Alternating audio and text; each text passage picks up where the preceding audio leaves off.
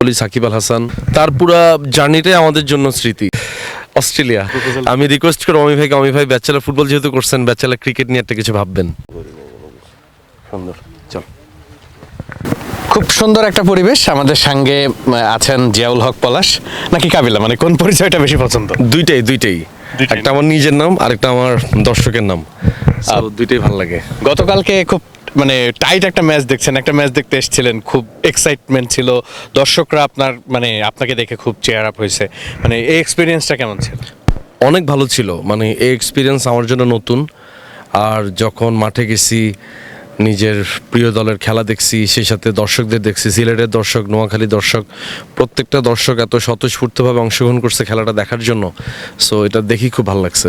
আপনি কালকে আমি খেয়াল করলাম যে আপনি অ্যাশেজ দেখেন, মানে আপনি ক্রিকেট কি অনেক আগে থেকে ফলো করেন? মানে অ্যাশেজ দেখা তো মানে না দেখি, মানে কালকে যখন হোটেলে পৌঁছালাম তখন এমন একটা খেলা কালকে গড়াইছে, আপনারা হয়তো দেখছেন যে সেকেন্ডেতেই দেখা গেছে যে খেলার ফলাফল নির্ধারণ হয়ে যাচ্ছিল।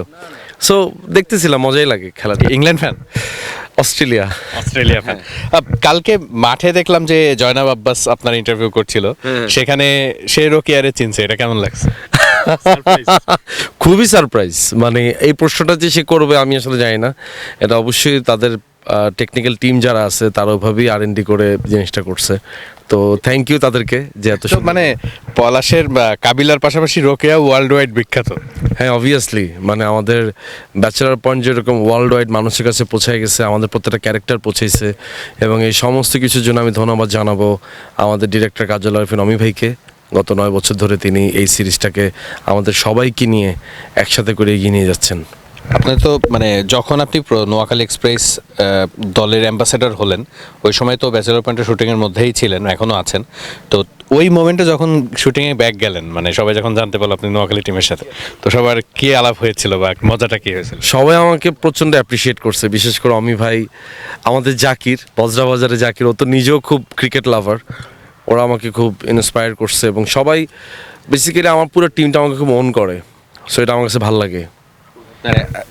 শেষ যে প্রশ্ন দুইটা, যে নোয়াখালী এক্সপ্রেস দলের এখন আপনি অ্যাম্বাসাডর হিসেবে কাজ করছেন, মানে টিমের প্রতি মানে আপনার যে মানে ভালোবাসার জায়গাটা, সেটা যদি একটু বলতেন। দেখেন, টিমের পারফরমেন্স বা টিম কোন পজিশনে কে খেলবে না খেলবে এগুলো তো আসলে টিম ম্যানেজমেন্ট নির্ধারণ করবে, কোচ আছেন তারা নির্ধারণ করবে। But as a brand ambassador আমি সবসময় চাই যে আমার দলের খেলোয়াড়রা পজিটিভ থাকুক। আমি তাদের সাথে যখনই দেখা হয় আমি সবসময় তাদেরকে একটা পজিটিভ ভাইব দেওয়ার চেষ্টা করি, চেয়ার আপ করি। কারণ খেলা হারজিত থাকবি, এটা নিয়ে আসলে মাথা ঘামানোর কিছু নেই।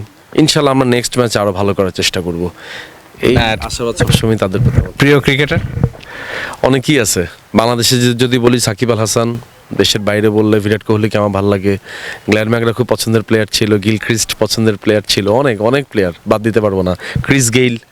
মানে সাকিব বললেন পছন্দের ক্রিকেটার, মানে কোনো স্মৃতি বা স্পেসিফিক কোনো ঘটনা? তার পুরা জার্নিটাই আমাদের জন্য স্মৃতি, বাংলাদেশি ক্রিকেটের জন্য অনেক বড় একটা স্মৃতি। পঞ্চপাণ্ডব আমাদের জন্য অনেক বড় একটা স্মৃতি, তার আগেও যারা সিনিয়র প্লেয়ার ছিলেন তারাও আমাদের জন্য স্মৃতি। সো যেটা হচ্ছে প্রত্যেকটা খেলোয়াড়ের অবদানে আপনাকে আসলে ছোটো করে দেখা যাবে না, কারণ আজকে বাংলাদেশি ক্রিকেট যেখানে আসছে প্রত্যেকেরই মানে কোনো না কোনো অবদানের কারণেই আজকে এই জায়গাটাতে আসছে। সো তাদের প্রতি আমরা সবসময় কৃতজ্ঞ থাকবো, আমরা ক্রিকেট ফ্যান যারা আছি।